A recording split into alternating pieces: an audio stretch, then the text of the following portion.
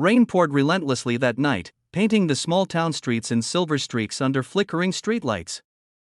Daniel, a single dad, was driving home from his late shift at the auto repair shop, his tired eyes focused on the empty road ahead.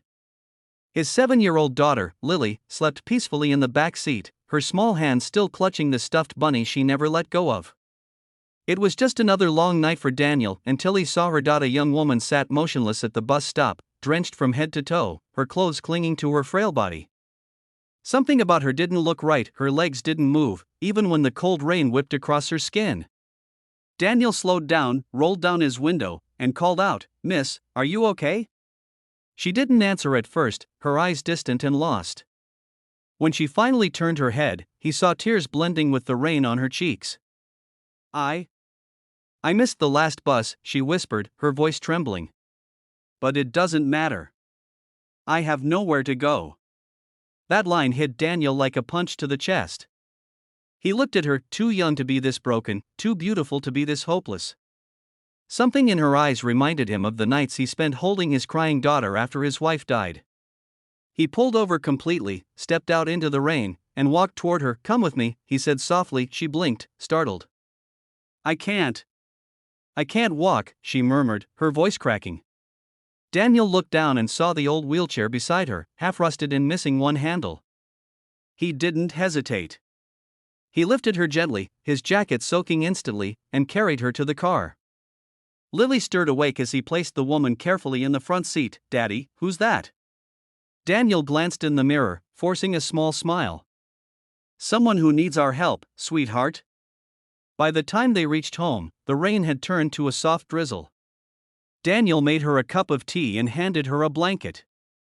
She sat quietly, her hands trembling around the mug. "My name's Emma," she finally said. "I used to work at a bakery until the accident. Now I'm just a burden." Daniel shook his head firmly. No one who's fighting to survive is a burden. Over the next few days, Emma slowly adjusted to their small but warm home. Lily grew attached to her instantly, always sitting by her side, showing her drawings or making her laugh with silly stories.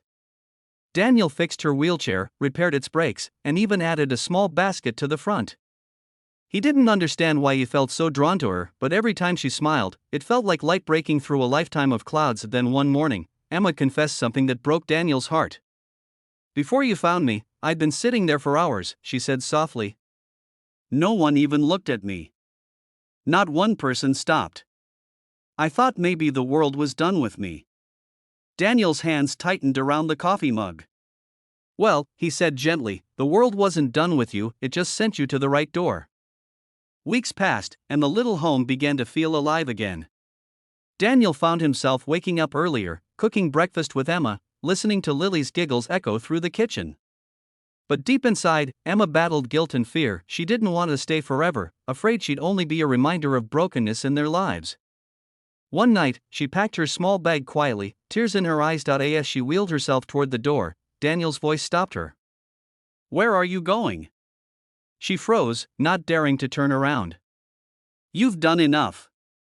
I can't keep being a charity case." He stepped closer, his tone firm but gentle. "Emma, you're not charity. You're family." That word family made her sob quietly. Daniel knelt beside her, his voice trembling now.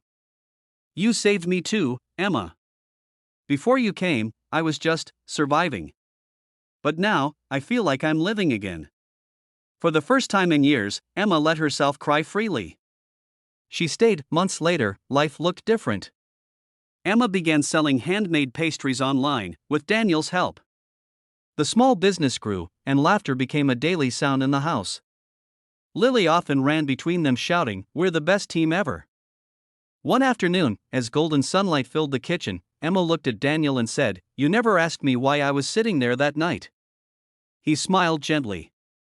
"I didn't need to. I just knew you needed someone to say, 'Come with me.'" She reached out, her fingers brushing his hand. "And you did. You changed everything." Daniel looked at her, warmth in his chest, and whispered, "No, Emma. We changed each other. Outside, the sky glowed with the soft colors of sunset, the same sky that had once poured its heart out over a lonely bus stop.